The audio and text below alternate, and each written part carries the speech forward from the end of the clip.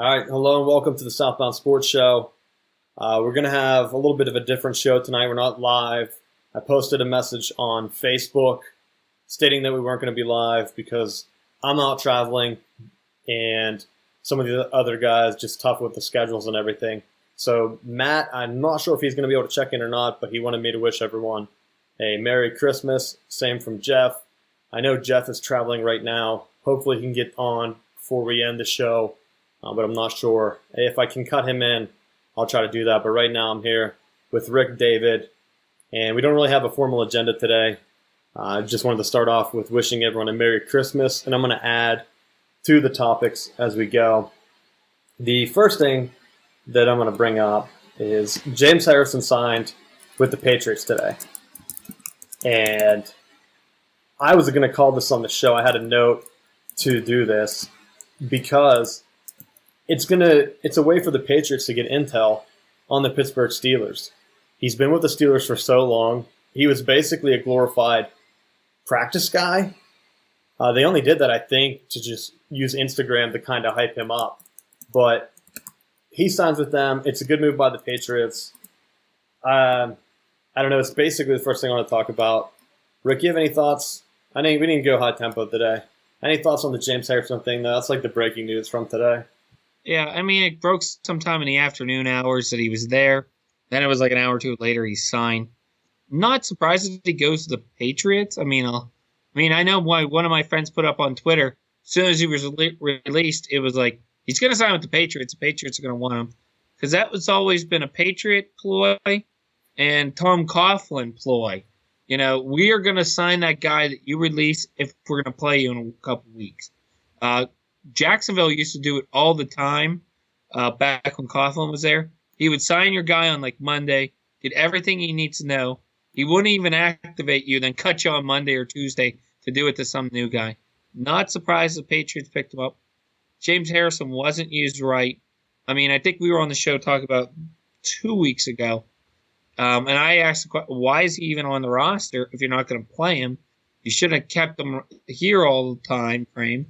I think it's going to be easy for the Steelers to get the win next week. They're playing Cleveland. Patriots will go to Jets. So they already have their buys. So Patriots need a win. And pretty much Steelers will, if the Patriots win, it doesn't matter what the Steelers do. So, I mean, the Steelers need a win just in case the Patriots would lose to a possible jump them. But not surprised at all he would sign. Patriots are probably going to use him. The Jets, he's a perfect time frame to stick him in a couple of snaps against the pass rush and everything. So, I mean, I guess the Steelers are impressed what Bud Dupree's done this year. I know at one time when they always do those NBC Monday night games, they always give you rankings. Bud Dupree was an 86 out of 116. Anthony Chickillo is great if you need that guy that's racing against you, because you always know that he's going to be behind you because he's not in front of you or tackling you because that dude cannot cover at all. So, I mean, I don't understand the reasoning. Linebacking core has been injury riddled, especially with Shazier being now done for the season. So, I mean, I don't understand it. I do understand Marcus Gilbert coming back on the roster. He's definitely one of your top 6 linemen. He's a very good lineman. Do I think James Harrison should have been the guy cut? Probably not because of now what you see. Yeah, I thought he would be cut at the end of the year. This year I thought they only kept him on for the veteran leadership that he provided. And basically they used him as a promotional tool. People still buy his jerseys, which the Steelers get income from that. And people come to see him play. He posts a lot of stuff on Instagram, gets millions of likes. He's doing heavy workout stuff. Maybe he's leading in the weight room with some of these younger guys. But to cut him in the middle of the season, I think, is a mistake that's going to come back to haunt the Steelers. You can't cut him, 2 weeks before the playoffs start? Looks like the Patriots matchup is imminent. There's no way. They're the top 2 teams in the AFC. I wouldn't be surprised if they matched up. I'd say it's probably 75% chance right now that that's your AFC championship game. And you give the Patriots a guy that has key intel on your whole entire team. He's been there forever. He knows the system. And last year's game was so close. You don't know if Brown's going to be out. Why give them another edge? You know Belichick, he uses every edge he can get, and you just gifted him one. You went ahead, gave him one right before the playoffs start, and there's no other way to look at it. You gave him an edge. It's going to come back to haunt the Steelers. I don't think there's anything else around that. But the Browns win, or the Texans win was a win. It was kind of like on Christmas, if you know what you're going to get. That's how it was watching the game. You could hang out with your family, your friends, and you didn't have to worry about, are they going to give up some points here? No, not really. They're playing the Texans. They're awful. I did hear that, and I want to get your thoughts on this, Rick. I've heard some grumblings that Bill O'Brien's pretty much out, and some of the players rallied behind him, and usually whenever that happens, it's usually a sign that he is out. It's not just rumors at that point. I haven't seen anything written that he's gone for sure, but what are your thoughts on that? Do you think they should fire him?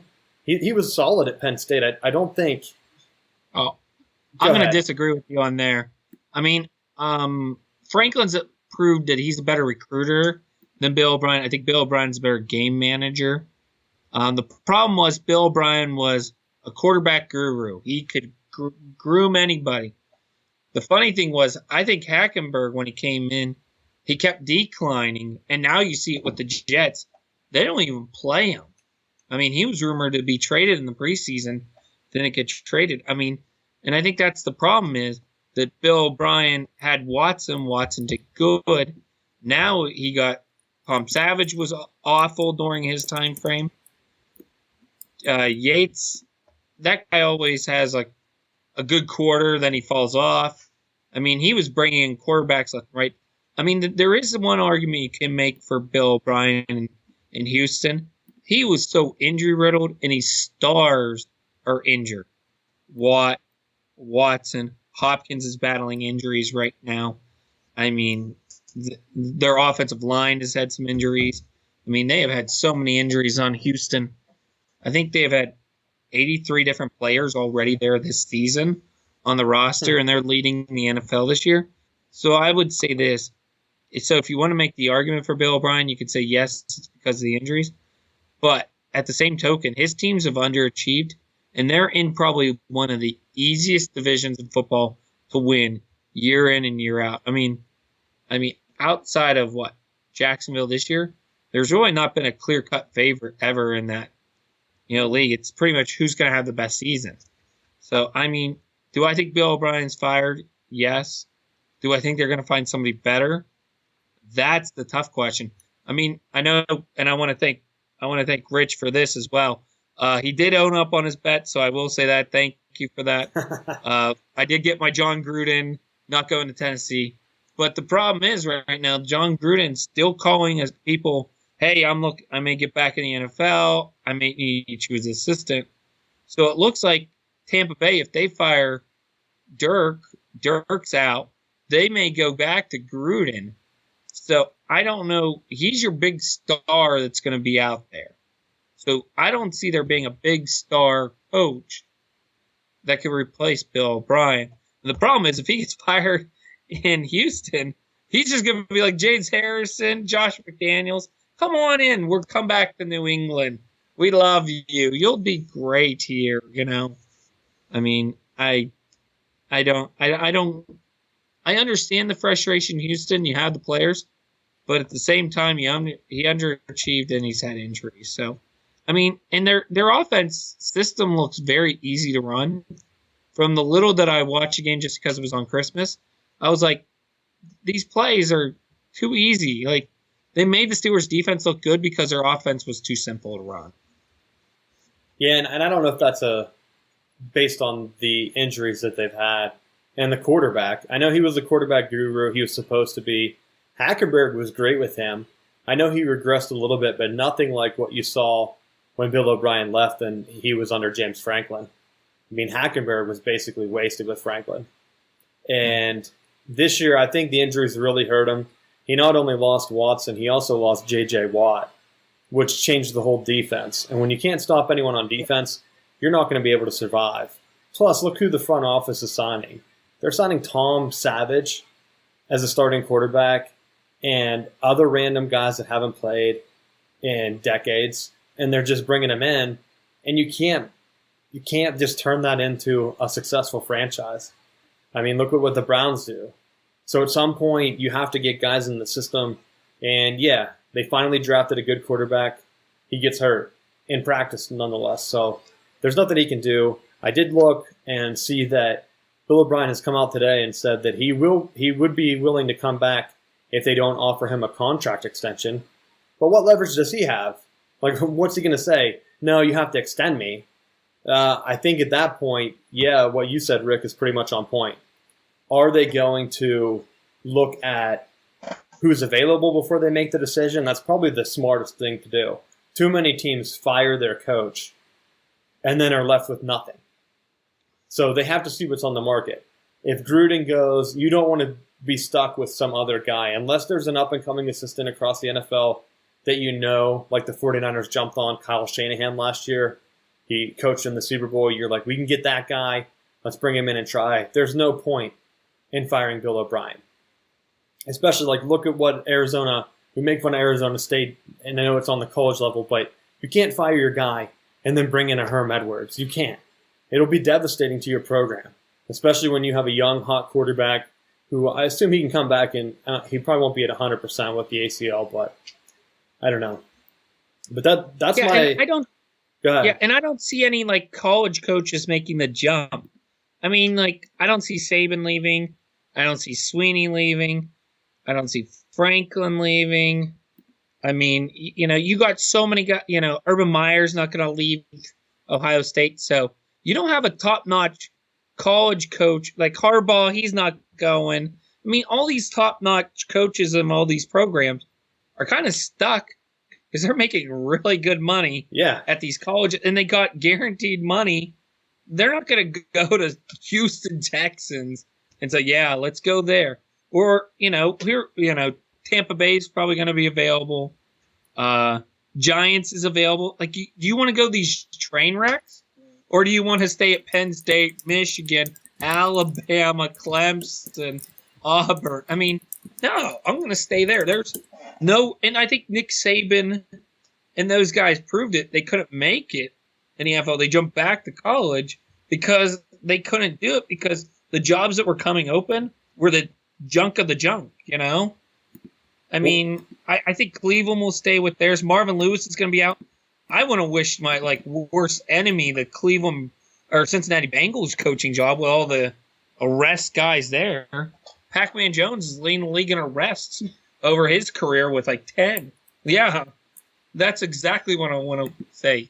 Go coach them? No, I mean, so I don't know who else is out there besides Gruden that's a high-profile name. I mean, Tom Coughlin, he's 90. He's 70. But, I mean, who else is out there? I mean, come on.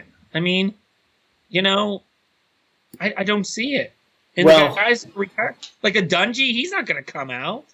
Well, he's got to be near 70 by now. I'll add to your point here. NFL coaching salaries aren't really disclosed, but compared to college has shot up so high that some of these guys, Dabo Sweeney, Harbaugh, Urban Meyer, Nick Saban, they all make around $8 million a year.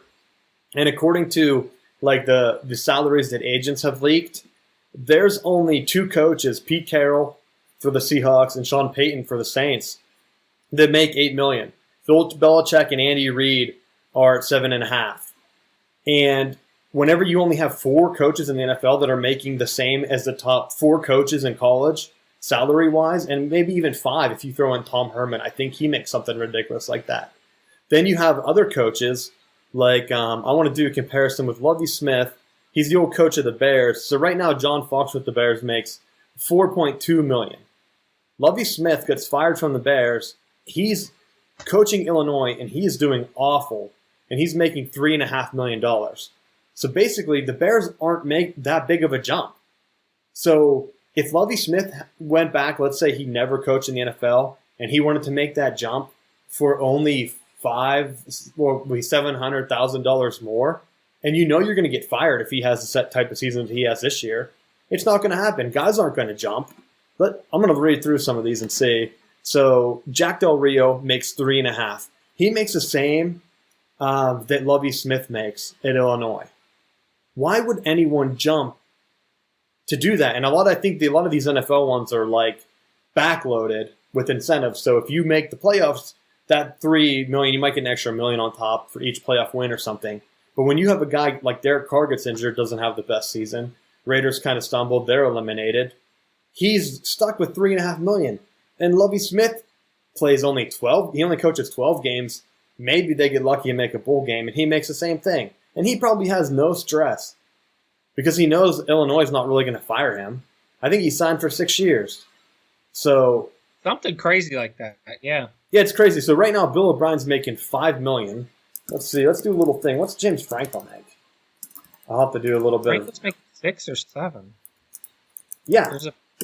And I don't know. This doesn't have like. So right now, Franklin, it said, and when he was hired, he made $4.3 million. So let's say, I don't even know what Bill O'Brien made. So he made, like, it's around the same jump. So it's looking like if you jump from the NFL, from college to the NFL, it's a $700,000 raise. Just based on those two guys around there, if that.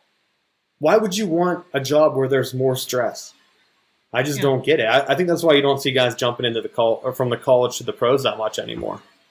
Yeah, and then you look at these top-notch assistants. A lot of them are flameouts of other places. Josh McDaniels flamed out in Denver. Todd Haley for the Steelers flamed out in Kansas City. Larry Johnson thought he should go back to golf, which he did in high school. True story, look it up. Todd Haley played golf in high school, not football, golf. You got other guys that are just, Wade Phillips, defensive Broncos. I mean, he's a flame out of 2 places already. Oh, that's right. He's with the Rams defense now, not Denver anymore. I mean, and then you look at Rams offense. Sean McVay makes all the calls. He's the head coach. So you're going to pick up the offensive court, even though they have a good offense. He's the one making all the calls. So, I mean, there's just so many guys that are good that are flameouts. So are you going to say to your fan base, hey, we're going to take this guy. He stunk at Kansas City. They had win. Yeah, breaking up with Rick there. But running back who was at one time his MVP candidate ripped him apart in shreds and was happy the day he left there. I mean, it's just I don't get where teams are thinking, but at the same token, if you're Cincinnati, you're thinking, hey, we need something to change this culture. It's not so much we'll accept a year that we stink to change around our culture of our team, to get rid of the inmates on our team, the guys, Pac-Man Jones 10 the rest, and the other guys all their rest, clean up the culture, make this a better team, make this a team like the Rams or Steelers, Patriots, that just goes out there and proves that they're good teams, instead of trash talkers and who the heck knows what you're going to get the next week.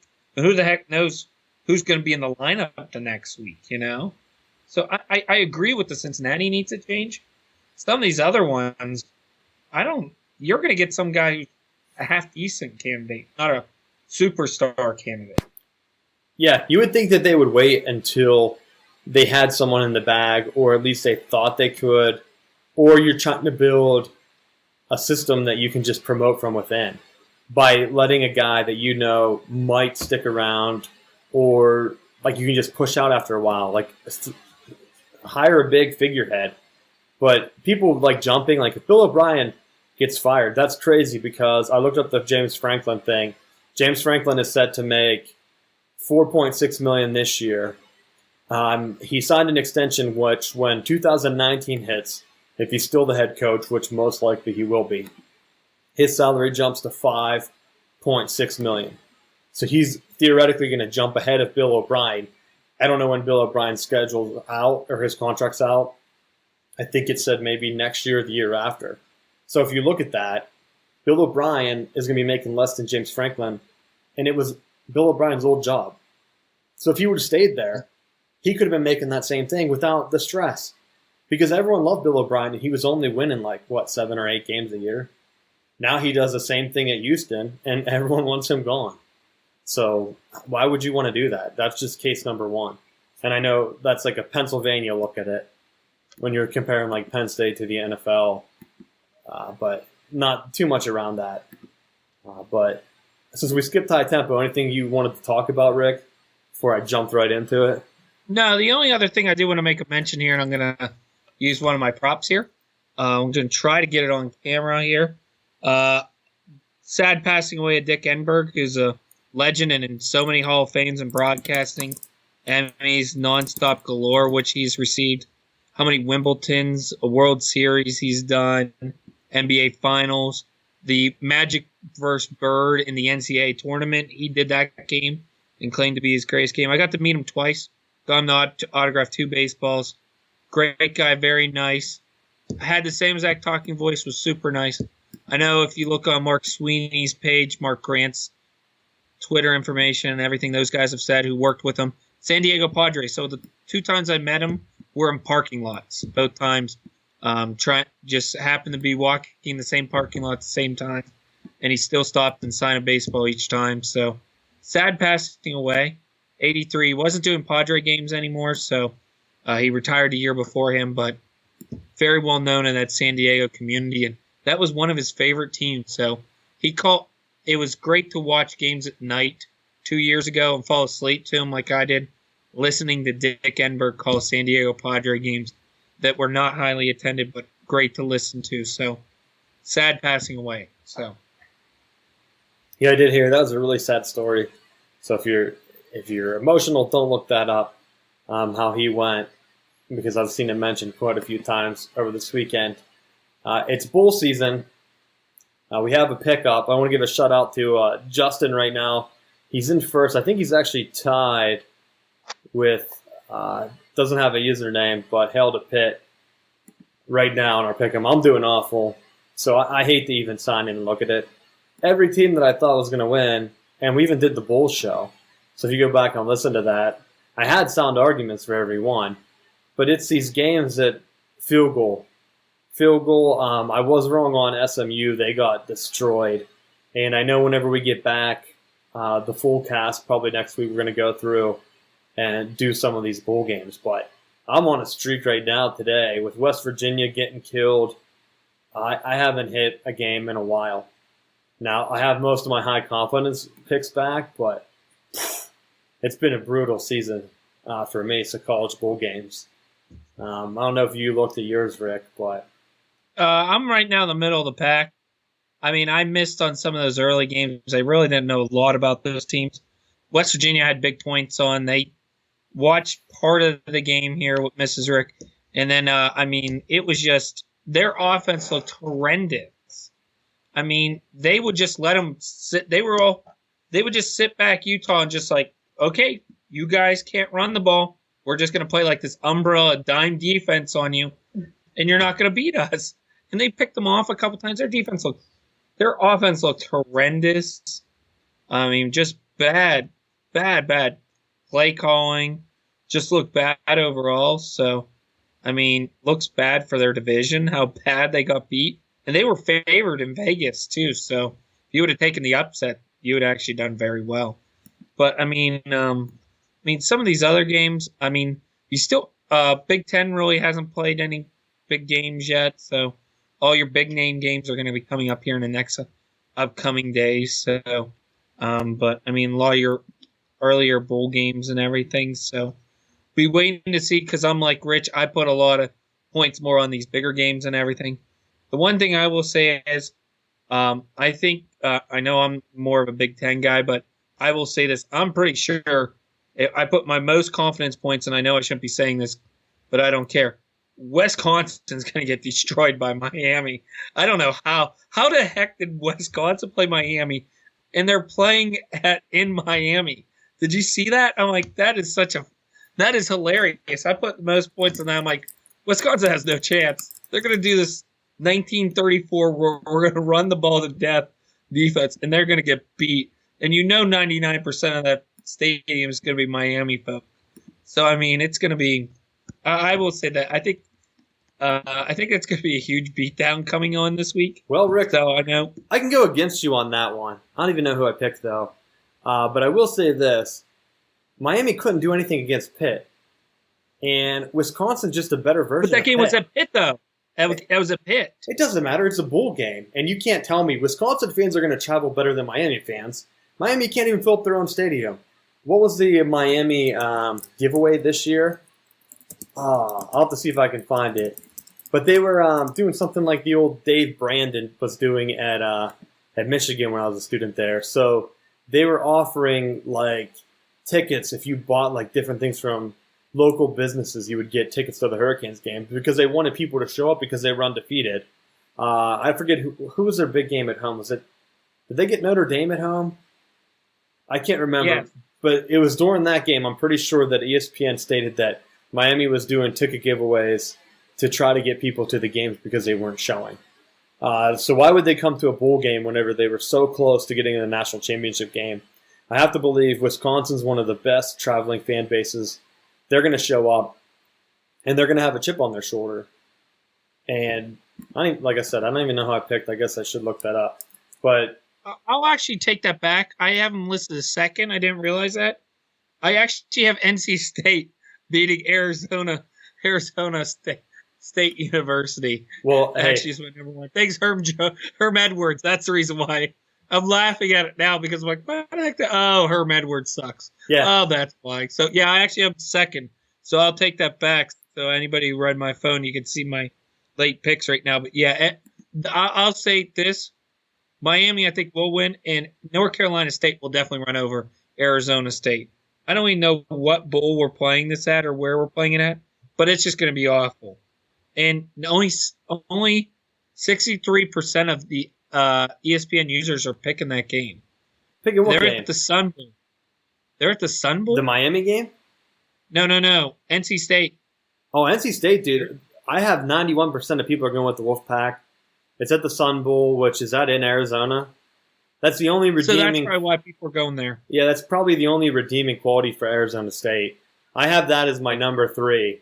I had Lane Kiffin as number 2, and of course Michigan as number 1. And then I had Florida State number 4, which I could probably regret that. I had Wisconsin at 5. Because Wisconsin, I still think, if Miami couldn't do anything against Pitt, Wisconsin's just a more athletic version of them. But we'll see what happens. I think that's going to be closer to Pick'em. I should have had some of these other games up higher. I don't know. There hasn't been a lot of games that have made me want to watch college bowl games. I had the Duke game on today, which of course I had wrong, but it was a boring game. Duke just had better athletes, so maybe next year I'll just pick Power 5 teams. Maybe that's what I have to do. But I don't think even too many played. I did have South Florida over Texas Tech, so that would have been a Power 5 upset. And then, are they the only Power 5 that has played? Oh, no, Oregon. And Oregon lost, too. I had them losing. Oregon lost to Boise State, yeah. So there's been But Boise two State teams. was 25 at the final rankings. Yeah, So- there were 2 teams that played before today, and then you had West Virginia and Duke. And then, of course, you have Kansas State and UCLA. UCLA, are they winning right now? Yeah, they are. They're winning 17-7. Second. Yeah, it's only the second quarter. Well, So Josh that game Rosen. could still go anyway. Josh Rosen's out. I had that marked. They were debating if he would play or not, but he's been going through concussion protocol, and I figured there's no way you play him. He's supposed to be the number 1 draft pick or at least one of the top quarterbacks.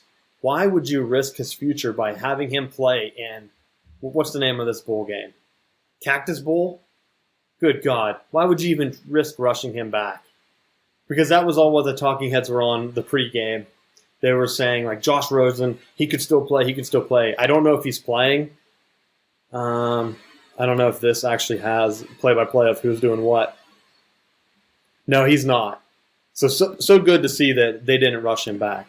Because why would you even risk? If I'm a recruit, or if I'm another college coach recruiting a kid, and I see that UCLA rushed him back from a concussion to play in a Cactus Bowl, I would be using that to negative recruit them at any time. Now, speaking of that, yeah. I wanted to get your thoughts. Did you hear that they were negatively recruiting at Penn State and Clemson? They were telling people that Ohio State's defensive coordinator was leaving or something like that, and that Urban Meyer's about ready to retire. Did you hear those? I heard that, so I mean, you could say that, as an advantage. I think you could always say that as an advantage in college football. It's like, this guy may be leaving, which is true. Shiano was rumored to go to Tennessee. I mean, everybody read that. Those rumors were out there. They were made present and everything until Tennessee became a dumpster fire for their hiring situation, whatever. That was just a mess. I'm not going to that. But, I mean, I think that's one thing that I think all teams use that. It depends, and I think Penn State can say that. I think other teams can say that, even, to a way. I mean, even if Nick Saban would say, hey, I'm retiring at the end of next season, Alabama's going to find somebody in their system saying, okay, Nick Saban may be retiring, but the offensive coordinator or the defense coordinator is going to take the job next year. We already got plans in place. So other teams can't say, oh, he's going to retire. They're going to be, who knows what they're going to do. And I think that's the one thing they could say is because Franklin's younger. He's going to stay there. He's got the job, I think, for a while now, unless something really crazy happens. So, I mean, I think that I understand you. But when you're in recruiting, you got to talk good about yourself, but you also got to downplay who you play. You got to say, yeah, we're Penn State. We're going to play Ohio State.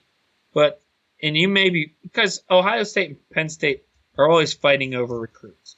They're going to be fighting until the day those colleges both close, which is never. I mean, they're going to be fighting over recruits. So you got to say, hey, we're better. We got the young, hip coach. We got the guy who's going to be here for years. That other guy at that other school, he's like in his, 50s, 60s? I don't know how many years he's got left in him. Our guy's only in his 40s.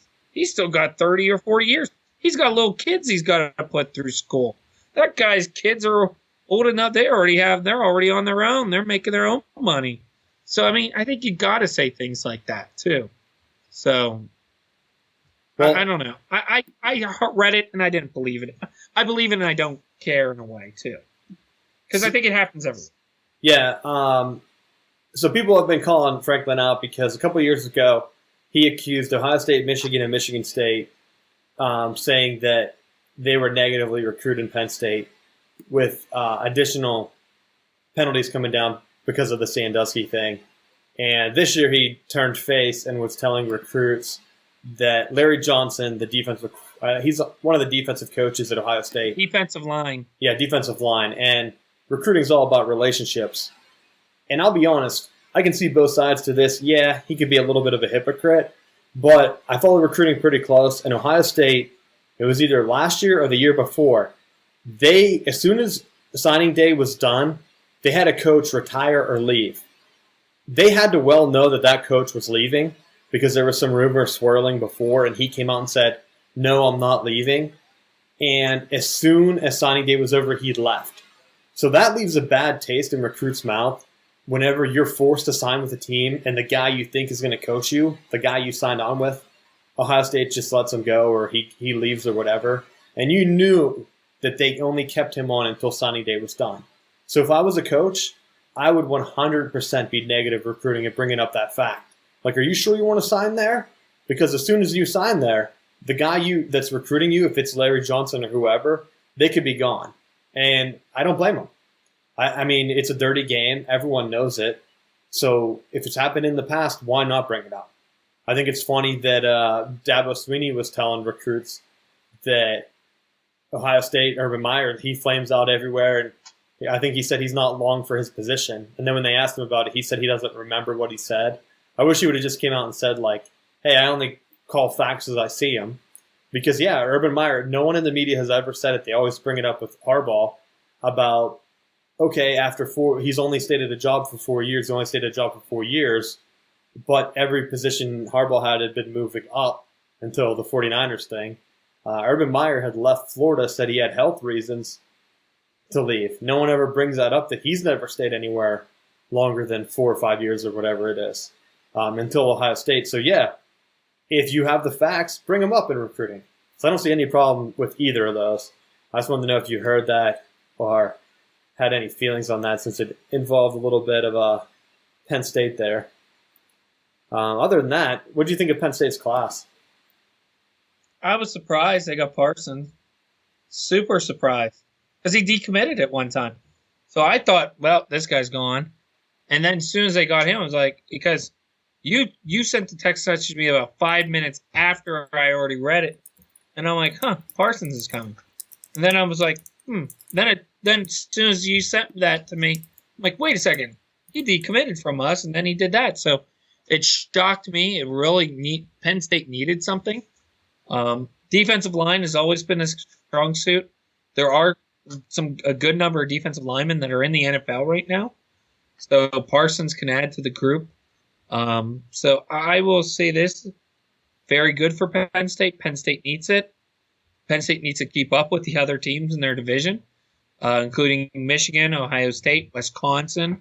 I think the one thing is Penn State can get certain positions, and they also cannot get other positions. I always feel like they never get the top offensive line guys. They could get the defensive guys. They can always get the top-notch running back. Like, they could get these certain positions. Then it's like, you know what? We could use that top-notch one receiver or that top-notch one cornerback. Those are some of them. But it seems like they get good ones, but not the number one guy or something along those lines. I mean, I will be interested. I know Barkley did the interviews and everything today, and yesterday he was doing some too, saying he's only focused on this game. I do believe he comes out. He's going to be number one running back. He'll beat out Stanford's guy. And, but the thing is, you have so many other teams that are in need. Will they go with a running back? Or will this be the Le'Veon Bell, Eddie Lacy year where these guys drop to the second round and somebody wins out or drops real late into, a late first round pick? Because, the Browns are going to go for a quarterback. Bills is a train wreck at quarterback, so those two teams can go for a quarterback real quick. Bears need help everywhere, and they actually have a running back. So, you have so many good teams that they could use a running back, but they have bigger needs than that. So, a lot of these teams, San Francisco could use a running back. How many years more does Carlos Hyde have with them? That would be a guy that they could use. And I will say this, I always think that John Lynch has no idea what he's doing. But last year he proved in the draft, he actually knew what he was doing, dropped down and got better because Mitch Trubisky I don't think he's anything to write home about. So he made the right call. You're disagreeing with that or agreeing with that? We talked about that at the same time. Trubisky was garbage. I still say that was an awful position. I'm not sure about Lynch being a genius, though. Yeah, I think he was a genius at that draft. I think he won in the draft. I know it wasn't you saying it, but I know he got overhyped after that happened. He made one good deal. If the rumors were true that he traded for Garoppolo only to shop him around, which now he can't shop him around. The 49ers just won 4 games in a row. You can't get rid of a guy. He's franchise tagged. Yeah, once you're there, you can't only keep him for 1 year. He needs to find a way to sign him long term and go all in. I did have a theory on the Browns, though. The Browns shouldn't draft a quarterback. In fact, if I was their front office, I would make it a point to not draft a new quarterback until you win 7 games in a year. Because I'll tell you, if you're thinking that way, you know that your quarterback's not your only problem. They need to build along the lines. And if they get to the point where they have offensive and defensive lines that can win them 7 games a year, then they get that star quarterback. That's where you're going to jump, make that next level jump to get to the point where you can win the division. They always reset and draft wide receivers and the next big running back and the next big quarterback, and none of them ever pan out because they don't have enough help. So if I was their front office, that's what I would do. Yeah, and that's the thing. That you mentioned it correctly, and I do want to bring that up as well. Joe Thomas may retire. That's a rumor that I'm hearing. So if you lose probably, and I'll say this, and this is easy to say, because of your past 10 years, he's been your best offensive player. There's not even a contest. Your best offensive player was Joe Thomas, and he played day in and day out. Now he's injury-riddled. Does he play? He made his money. He made good money being a top pick and everything. But, do does he stay? And if you do lose him, either to retirement or do you cut him because he's making so much money and now he's injured, you don't have an offensive tackle that you could pretty much say, this guy's good. Like one position you don't have to worry about, offensive tackle. Oh, he's good. You're going to have an offensive tackle now available. So, I mean, if he does retire, I mean, that's another position. I mean, there are so many needs on teams. I don't know what to say. I know they're going to be doing the draft. I forget where I read the draft is going to be held this year. Chicago? I can't remember. I'll have to look it up. It's somewhere different this year. It's not New York City like it was always for years and years. But they're shopping it around because it's a marketing thing now.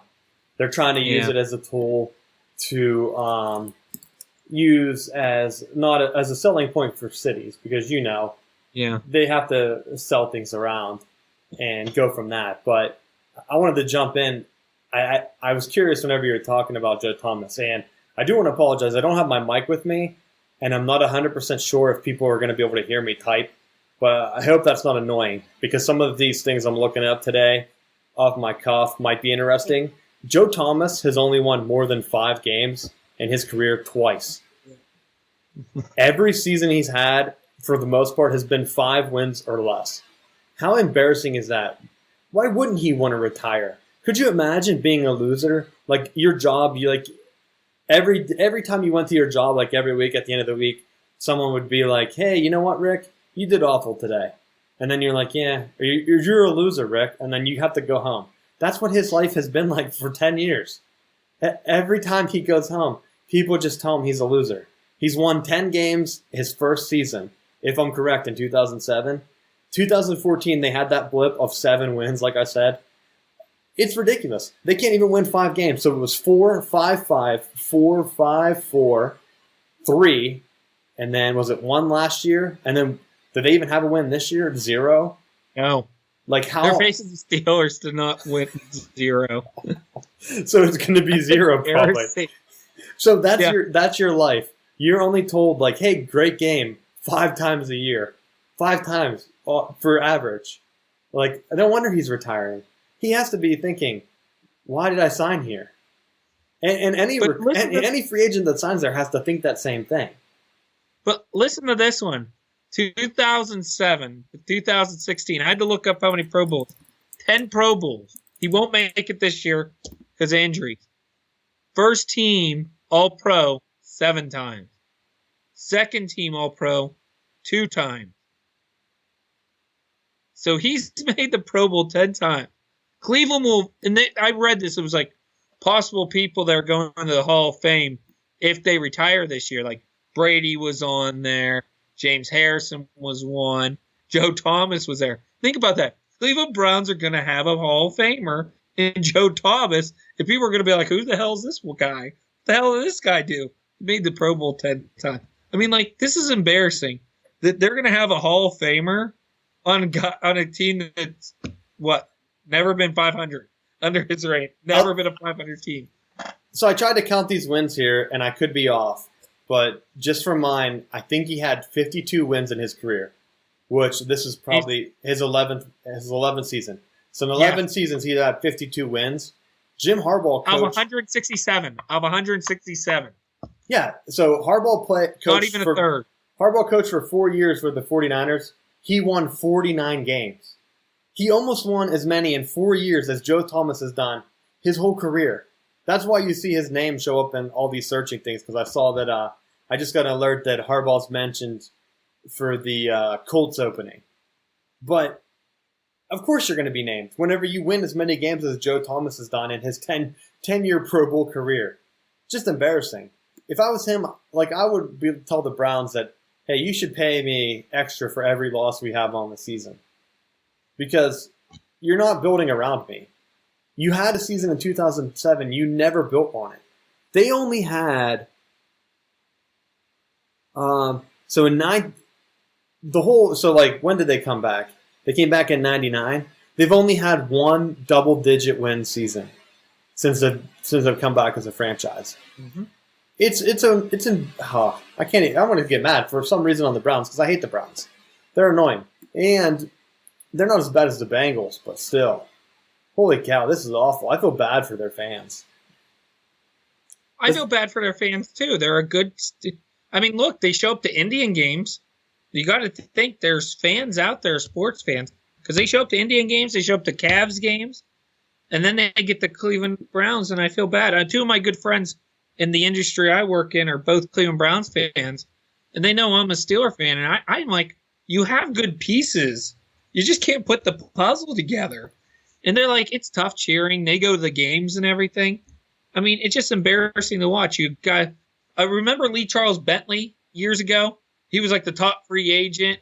He got injured in training camp, tore his ACL, never played again, and got a staph infection, was done. That was the year of all those staph infections. Joe Jurevicius, old Penn State receiver, he was one of the ones that got a staph infection, career was over. I mean, and how many bad draft picks. Courtney Brown, Penn State, good player in college, terrible pro. I mean, just how many bad players, just awful players, just to go through there and everything. Remember the year they had the 2 offensive line people that were supposed to help out? Shelton was one. I can remember him. Can't remember, but both of them I don't even think are on the roster anymore. I mean, and then they're like, oh, how great of a Browns draft.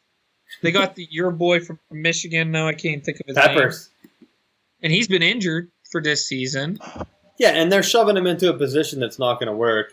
He needs to play clear safety or nickel, or even like a hybrid linebacker. Like his size and speed are a weird fit, and I was hyped on him. I thought the Browns would be able to use him as like a viper position, and they're not able to do it because they don't have the other key pieces.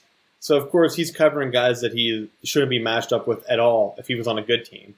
And it sucks watching someone just get their career ruined. I feel like every Browns guy needs to do that. They should just go ahead, and the Browns just need to draft a bunch of linemen and sign as many veterans as they can get. They should have been begging James Harrison to come over and been like, please take over our locker room. Don't go give intel to the Patriots. Please help us out. We need help. But instead, they don't do that. And the only thing I can compare this to is looking at like the Pittsburgh Pirates seasons. That's how bad this Browns thing is. Like, I can't believe I'm shocked by this. And they used to be good back in the day. Mm-hmm. Bernie Kosar years. Yeah, this is bad. That's crazy. I can't believe that ESPN is still listing Jim Harbaugh as the top thing for the Indianapolis Colts. It's like they really want him to come back. They don't want him in Michigan for some reason. He's mentioned everywhere, but they didn't mention him, or they didn't mention John Gruden for any positions, even though that seems to be more legit since he's talking to, potential assistants out there. Yeah, and they were even hyping it during one of the games. It was like, oh yeah, Harbaugh may be going back to the Bucs. He's still good friends with the owner and everything. It's like, okay, he may be going there. Not unless they think it's either Bucs or back to ESPN. So that's the only thing that keeps popping in my head. So yeah, and I look at it and it's like ESPN starts like a Harbaugh rumor, but they don't mention anything about John Gruden. But right now, right, because they don't want to lose them because they've lost everybody else. But just looking and who's at going to do the Monday night games to bore me to death? Looking at the Google Trends here, John Gruden has had like 100 more.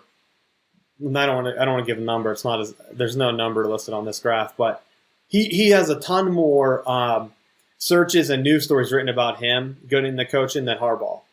So it's like, why would ESPN write a story on it? It doesn't make any sense. I know they probably don't want to lose him, but it seems like he's going to be hired.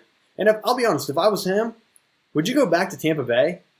Like, I know you mentioned it that I paid up the bet. I wish you would have went to Tennessee. I thought that would be fun for college football. And of course, I pay my bets. I'm not gonna talk on the show and then not do it. I'm not that type of guy. But if I was him, I would go to any franchise other than Tampa Bay. Tampa Bay traded for him, so he didn't decide to sign there, and then they pushed him out. Why would he trust them? Maybe it's just me. Maybe I just don't see it. But if it were you, would you go back to the job that fired you, Rick? Not really.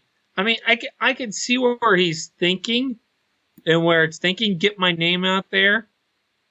does Tampa Bay have some good pieces? Yes. I mean, Winston's there. I mean, they do have some good. They have a committee running backs. Mike Evans is definitely, you have to say, top 5 maybe receivers in the league. So I mean, you got McCoy is probably one of the best defensive tackles in the league. Brett Grimes, very good. I mean, I don't know. They got some good pieces. I just don't like your division you're going into. Congratulations, you got the Panthers, Saints, and Falcons. I mean, do you really want to play that division? Yeah, someone. I mean, that's like what, 4 losses right there at least. Yeah, and who do we talk about on the show? We've said, I thought Matt or someone said that another division was the toughest, but the NFC South is the toughest division by far with those teams you mentioned. All of them have been to the Super Bowl beside the Buccaneers within the past, 8 years at least? Some of them sooner. How far away were the Saints? Maybe it was 10 years. But still, to have all the teams in your division reach the Super Bowl within a decade is crazy. And the Panthers reached it twice.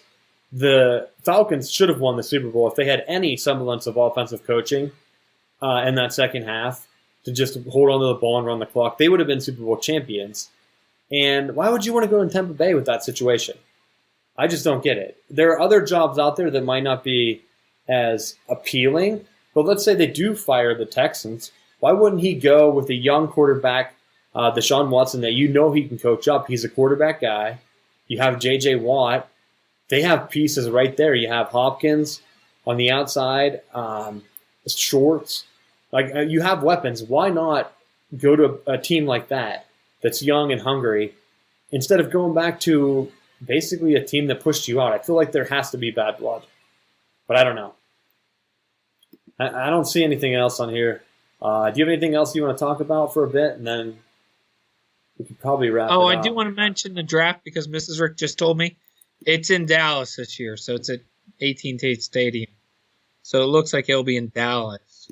So they must have bought the rights or something to it. So I think they're jumping around from the biggest cities. And I wasn't sure if they were going to do NFL cities because there was some debate that they wanted to try to get people exposed to. So they were doing the biggest cities like they did New York, Philly. I think they did Chicago maybe. I'm not sure. And then they were jumping around. And I heard they were trying to get into other cities that might not have NFL teams. I know that Vegas was thrown out a while ago, but now has it been approved that the Raiders are going there or not? I don't know if that's going to change things. They probably don't want to have the draft there, though. That would be crazy. But I'm surprised they picked Denver. Houston's a bigger city. They just had the natural disasters there. You feel like that would be something to help build them up. But they could have just went there instead. But I don't know. Let's see what else. Nah. I didn't really have anything.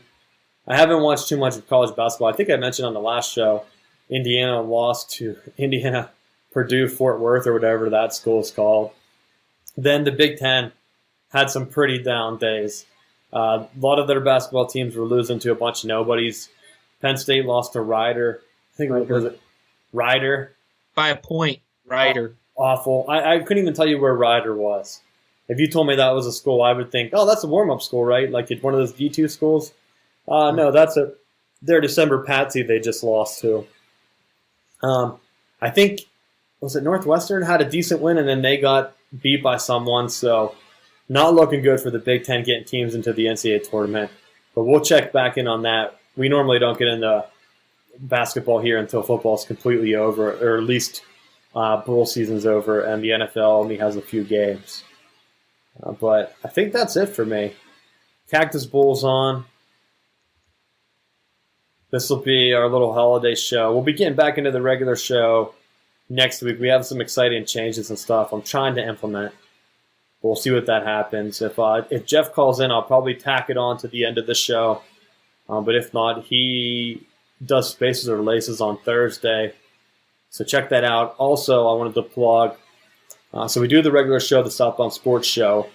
I haven't got it added to iTunes or anything yet, but I started an audio-only hot take show called the Southbound Sports Report that you'll be able to subscribe to soon. So check that out. It's going to post on Twitter automatically, I'm pretty sure. But it's a way for us to get into breaking news stories instead of waiting for them every Tuesday if something big happens. But when that's up, make sure you check that out on Twitter. And that's all I have from me this week. Rick, you have anything you want to end on? Nothing else. Merry Christmas and Happy New Year to everyone. And thank you to Mr. Rick for helping me out today. All right, yeah, Merry Christmas. And we will see you guys in the new year.